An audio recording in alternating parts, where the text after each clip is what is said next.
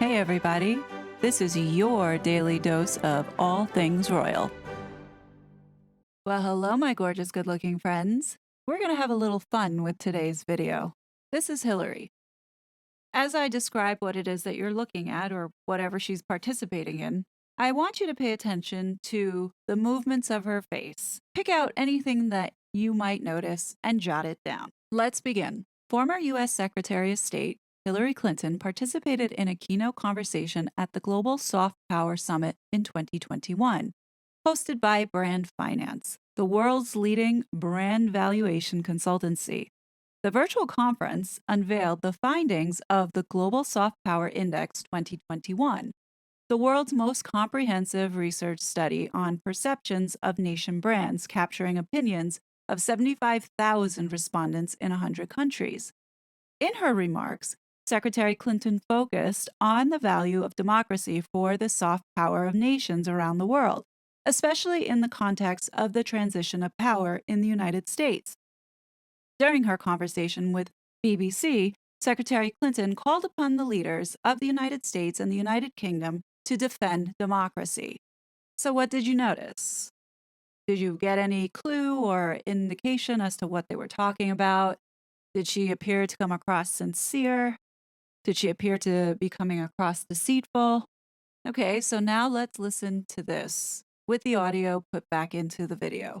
Has been invited by the Queen. Well, of course, you've got the Queen's grandson and his wife. Keep in mind that this was in February of 2021, so the Oprah interview didn't drop yet. The US was still very sympathetic of the couple.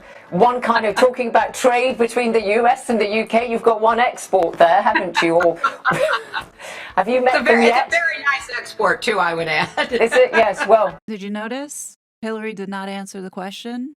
Have you met them yet? It's a very nice export, too, I would add. Is it? Yes, well. So let's refresh everybody's memory. In Tom Bauer's book, Revenge, Tom Bauer is yet to be sued by Meghan or anybody else mentioned in the book. It says, in early November, Hillary Clinton visited Meghan at Frogmore. As Meghan unloaded her anxiety, not least about the tabloid press, Clinton offered unqualified understanding. Meghan's treatment, the politician believed, was heartbreaking and wrong. In Clinton's opinion, Meghan's meteoric rise had been spectacular. Living in the spotlight with every move either scrutinized or distorted by racists was difficult. Comparing the similarity of a life as a U.S. president with that of a member of the royal family, Clinton believed that the Sussexes were struggling to have a life of meaning and integrity on their own terms. And for those that may or may not be aware of Mandana Dayani, she used to work for Hillary Clinton and is at the head of I Am Voter. So why do you think Meghan all of a sudden now has got pictures of herself saying, go vote, here are the resources if you need resources? Well, it's through Mandana Dayani. And guess who supports that? Hillary Clinton. And through Archwell, they're collecting a nice little database of people's information they will use for political purposes. So I want you to listen now to what Hillary says next. People talking about the Duchess of Sussex perhaps turning her hand to American politics. There you are, a woman and a woman of colour. Who knows? Yeah. She's not consulted you, I take it then, has she, for any advice about this? No, not yet. Not yet. I mean, I'm always ready to offer. Not yet. I mean, I'm always ready to offer. Well, if she's listening, the offer's there. We would be stupid to think that Hillary Clinton and Meghan Markle haven't had a conversation. It's not a coincidence. Meghan Markle has been pushing all the same platforms that Hillary Clinton had been pushing when she was running for president, and unfortunately was not able to implement because she didn't win the election. I call bullshit. I think Hillary Clinton's lying in this interview. She has been in contact with Meghan, and she has had discussions because it's not a coincidence that the people that Meghan has surrounded herself have all been connected to Hillary Clinton. Let's not forget Ken Sunshine from Sunshine Sachs is Hillary Clinton's best friend. America, wake up. We have a member of the royal family, and I get it that they left, but she's still married and she's still using that title because it holds weight and can influence, given the platform that she has been given just by marrying into that family. And I don't care if I sound like a broken record, but the last thing we need is Meghan Markle. And I don't care if I sound like a broken record, but the last thing America needs is someone like a Meghan Markle holding a government position in office. She has proven to be divisive, destructive, and toxic to society. We do not need her to be infecting her poison into the youth, which is clearly the target demographic that she has been going after. And for all those that shake their heads and say, nah, it'll never happen, nobody's going to take Markle serious. Listen, we're in this little bubble here on YouTube, but there's an outside world called TikTok, as well as Instagram.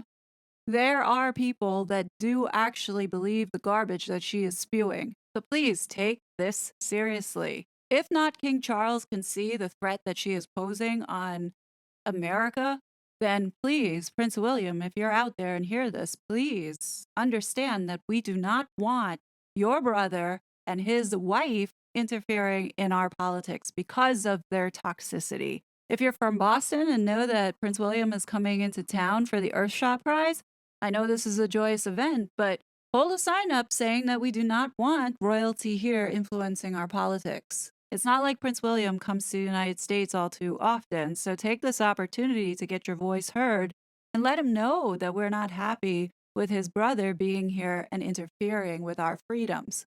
King Charles may not care what's happening overseas and making it our problem, but I do believe that Prince William will be mindful and will listen. Shifting topic, I would like to make a recommendation. If you haven't heard or seen, the BBC aired the Royal British Legion Festival Remembrance this weekend, and oh my word, I cannot tell you how moving these tributes were. I was moved to tears on several occasions.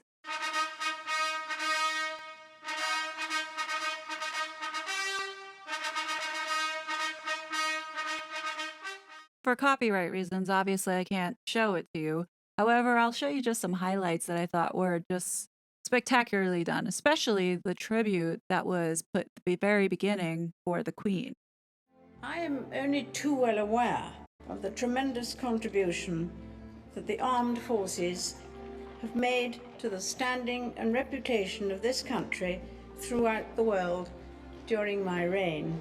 When Prince Philip and I were married, Britain had just endured 6 years of war, emerging battered but victorious.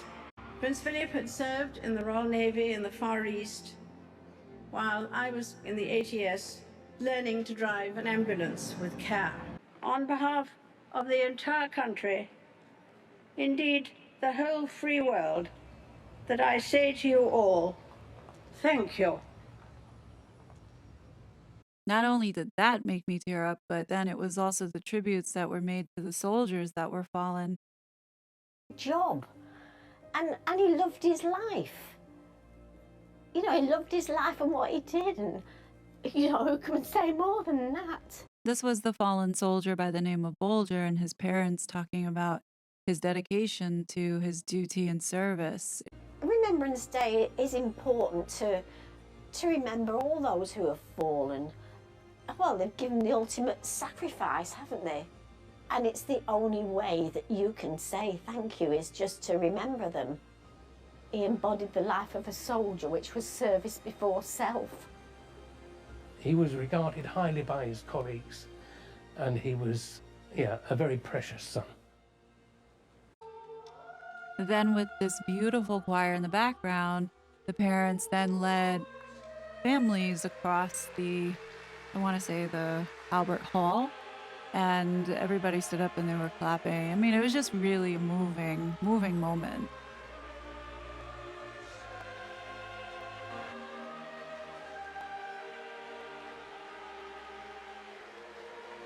Then another highlight was right after this tribute was Andrea Bocelli, his son Matteo, and Virginia, his daughter.